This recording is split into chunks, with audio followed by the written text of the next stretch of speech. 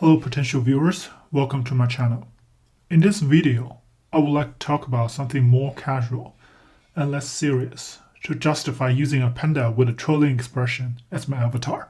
On January 9th, news broke that Scott Derrickson, the original director for the Doctor Strange sequel movie, reached an agreement with Marvel Studios that he will be departing the project. And later, it is reported that the director of the critically acclaimed original Spider-Man movies, Sam Raimi, might be stepping in and take over the project. Before his involvement with a Marvel project, Scott Derrickson directed the commercially successful horror movie Sinister, which is, in my opinion, is also one of those horror movies that are both scary and have good world-building elements. These are my favorite kind of horror movies and always have a special place in my heart, even though I am not a hardcore horror movie fan. And just to give some examples of good horror movies that are lacking one aspect or another. The Conjuring is a pretty scary movie, but the premise is old and kind of cliche, even though its universe is extended upon with the movies like The Conjuring 2 and The Nun. The world building is still dry and kind of lackluster. On the other hand, the Insidious trilogy have a really interesting premise and good elements of world building, but the scare factor kind of dwindled off in the last two movies. And during the end of 2019, before he departed from Doctor Strange 2, Scott Derrickson announced on Twitter that the movie is going to be an R-rated horror film. And this was the original news that led me to become more interested in the idea of Doctor Strange horror movie. And considering Derrickson's good work with Sinister and apparently other good horror movies that I have yet to see, could be a really interesting take on the horror and superhero movie genres. And with the later replacement of Derrickson as the director, and Marvel Studios president Kevin Feige, quote-unquote, clarifying that Doctor Strange 2 will not be a horror movie, but a Marvel movie with scary sequences, looks like the notion of Doctor Strange 2 as a horror movie might be dead in the water. Though Sam Raimi, the replacement director, did have Don't Breathe, Poltergeist, and the Evil Dead movies under his name, so maybe it is not completely dead yet. But all in all, whatever the reasons for replacing Scott Derrickson may be, the apparent studio decision of questioning the creative decision of making Doctor Strange 2 a horror movie seemed like a huge wasted opportunity to me. And that, if given more creative freedom and a less strict release timeline, Doctor Strange 2 can really be a unique and potentially genre-defining movie. And let me explain why.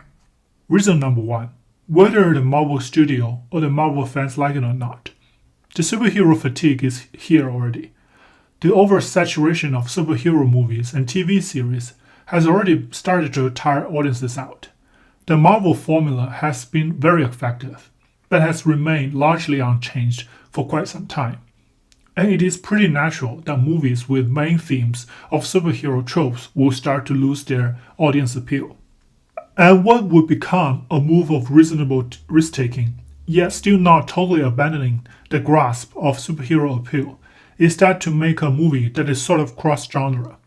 And this is not entirely new. It has well-performed predecessors. Captain America: The Winter Soldier as a political/spy thriller, Ant-Man as a heist movie, Guardians of the Galaxy as a sci-fi comedy. And making a Doctor Strange 2 cross-genre with horror movie, a genre with probably the highest return on investment rate, is definitely doable. Reason number two is that, based on the previous reasons, making a cross-genre movie, presenting the audiences with fresh elements other than traditional superhero movie presentation, makes financial sense. As any investor with a basic knowledge of markets would say, when you invest, diversifying the investment strategy is a must when it comes to investment. Horror movies is one genre that has highest return on investment rate and perhaps attracts most casual moviegoers. Granted that the return on investment rate aspect might have to do with the fact that horror movies are generally cheap to make, but the fact that the appeal of horror movies is that it incites and appeals to fear, which is one of the easiest emotions to arouse, and thus it is no wonder that it is the most appealing to casual moviegoers.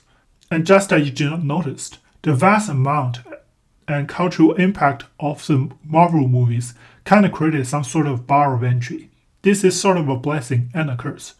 It creates a relatively solid fan base, but yet newcomers can feel a bit intimidated if the movie sends out a vibe that it needs some pre-investment of time and possession of knowledge in order to fully appreciate the movie. This kind of problem would be greatly alleviated if Doctor Strange 2 has indeed positioned itself as outside of the backstory-heavy Marvel movie tradition, and start delivering scary and creepy world building and sequences, since Marvel movies did not deliver any of this before. And since Doctor Strange 2 is never going to have Avengers Endgame budget, thus the action aspect will probably seem limited after people came back from the all-time action high of Endgame. What else is better to distract people from the comparatively lack of action than scary and creepy scenes and setups? If done well, it is both cheap and effective. And lastly, and most importantly, making a Doctor Strange 2 horror movie is an exciting opportunity to probably give birth to a relatively new genre. And I am not exaggerating or being hyperbolic here. If you examine the Marvel movie franchises, you can easily spot some type of model or archetypes for their villains and heroes in the movie. And I am not talking about their personal backstories. I am talking about the power structure and realm in which they operate in. Let me be more clear. Consider the claim by Wong, student of the Ancient One in Doctor Strange 1. The Avengers protect the Earth from threats in the physical realm, while the Wizards protect the Earth from the mystical realm. And the Marvel movies, other than Doctor Strange, indeed reflect that. All of the heroes are, if you would tolerate some video game metaphor, primarily physical damage dealers, and with no interesting variety of powers as well. Captain America, Spider-Man, and Hulk are the obvious examples, and even Iron Man, who in theory should have more variety and tricks in his arsenal, ended up mostly shooting energy beams and punching enemies. This kind of simplicity helped the audiences focus more on the plot and the action of the movie, but it is in a way also building up fatigue in the minds of the audiences. Even with characters with more imaginative powers like Scarlet Witch and the mutants in the X-Men franchises, their fighting style still ends up either shooting or punching the enemy, or use ESP-like powers to do damage. The commonality here is that this power and fighting styles possessed by most of the mainstream Marvel superheroes and supervillains are simplistic and devoid of interesting unknown. We all know roughly how to punch and fight and shoot. Superheroes like Captain America, Hulk, and Hawkeye just do it better. We all know ways that we can fashion materials into weapons. Iron Man just does it better. And energy beams is usually just a simple romanticization of light and water, so we felt like we know them as well. If we will allow another video game metaphor, the current mainstream Marvel superheroes are almost all melee fighters and archers. They only have one mage, that is Doctor Strange. Magic as a power itself just oozes unknown and mysticism. The implication of the world of magic can be impactful as the first introduction of the existence of the Matrix. A different world, a world with different rules of nature that is yet for the audiences to discover. A world where 21st century residents with 21st century knowledge of the physical realm may seem like they have barely made it through the Bronze Age. This brings about a world of possibilities in the representation of threats that Doctor Strange can face, as well as the manifestation of Doctor Strange's power.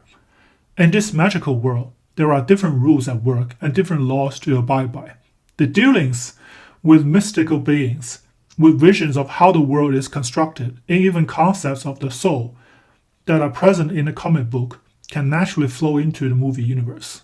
And possibly similar to the physical world, the laws of the magical world will have laws that are no escape and have no room for violation. And a Hulk punch can be as futile as a toddler's attempt to use jump to escape gravity. And the only way to power through the challenges and animosity is to behave like many of the horror movie survivors. Be smart, be cautious, survive, and outsmart the enemy.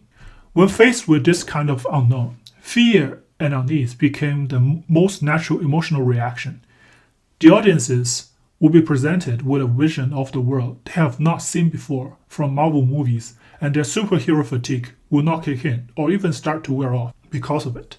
Thus, the tone can already be easily set for unsettling and creepiness, and the strikes and ambush from mystical beings and enemies can easily provide authentic jump scares if the director feels so obliged.